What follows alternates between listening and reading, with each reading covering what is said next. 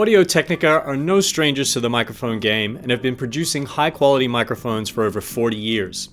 With increasing demand for easy-to-use, great-sounding USB microphone solutions, they've ported over a couple of their popular designs, namely the AT2020 and the AT2040, to this expanding format to create the AT2020USB-XP and the AT2040USB. Both of these microphones offer the convenience of USB plug-and-play connectivity, but how should you choose which one is right for you?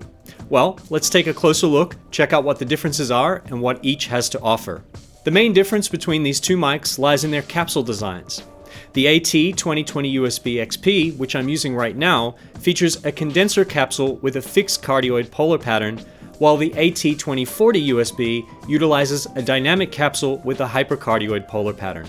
By the nature of their capsule design, condenser microphones are very sensitive and deliver an articulate sound with lots of detail, while dynamic mics are less sensitive and tend to be characterized by a smoother, warmer sound. The AT2020USB-XP exhibits all of the characteristics of a typical condenser mic. As you can hear, it's nuanced and realistic with an open top end. This also means you can get a good capture of acoustic instruments.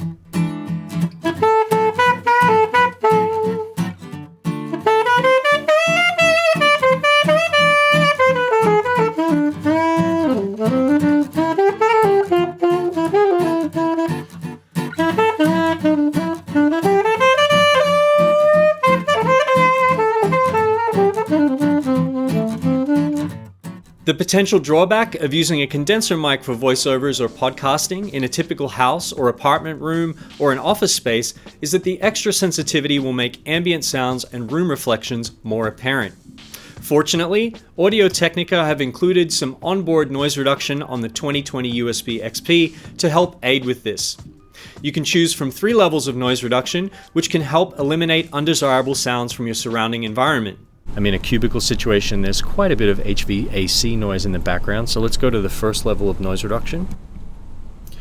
And you can see that that's taking care of a lot of that HVAC noise. If I want more noise reduction, there's still 2 more levels. Here is the second level. You can hear that there's a few artifacts starting to creep in there, and let's go up to 1 more level of noise reduction again. And there's going to be even more artifacts that you'll notice.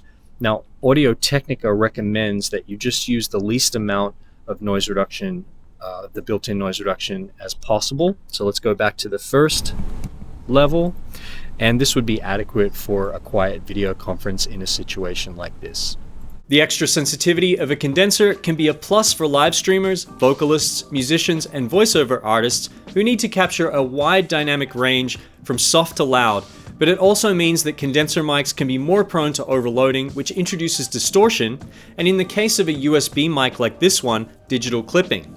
To help with this, the AT2020USB-XP features a selectable automatic gain control that adjusts the gain to keep the mic output as consistent as possible. I'm going to demonstrate the auto gain feature for you now. Let's engage that. And as you can hear, as I lower my voice, the microphone compensates, and as I get more intense and raise the volume of my speaking, the microphone compensates as well.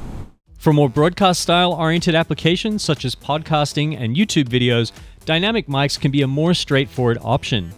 The AT2040USB features a hypercardioid polar pattern that helps keep the mic's pickup focused on what's in front of the microphone for a tight, dry sound, and the ability to get up close to the capsule adds some proximity effect, which brings a nice roundness to the low end. It also features an integrated shock mount that helps minimize noise from vibrations by isolating the capsule, as well as an internal pop filter that helps tame plosives. While both of these models offer 16 and 24-bit recording, the subtle difference between them is that the AT2020USB-XP is capable of recording at sample rates up to 192 kHz versus the maximum 96 kHz sample rate of the AT2040USB. If you're looking to record at 24-bit 192 kHz, then your only option out of these two is the AT2020USB-XP. Both of these mics feature a mute button, which can be really handy when live streaming or video conferencing, and on each mic the LED changes from blue to red when the mute button is pressed. The mute button is capacitive and touch sensitive, so it engages silently.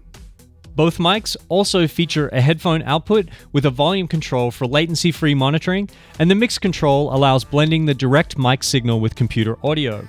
A USB-C cable with a USB-C to USB-A adapter is included with both of these microphones, and the AT2020USB-XP also comes with a pop filter, custom desk stand, and a thread adapter. If you're a live streamer or you're looking to record voiceovers or vocals and music, or even searching for a multi-purpose mic that can cover all or some of those bases as well as be used for creating content, then the AT2020USB-XP is a great choice. Whereas if your primary medium is podcasting or you're filming a lot of talking head style content for YouTube, you'll most likely be more satisfied with the AT2040USB. Tell us in the comments what content you'd create with either of these microphones. So until next time, I'm Andrew from B&H.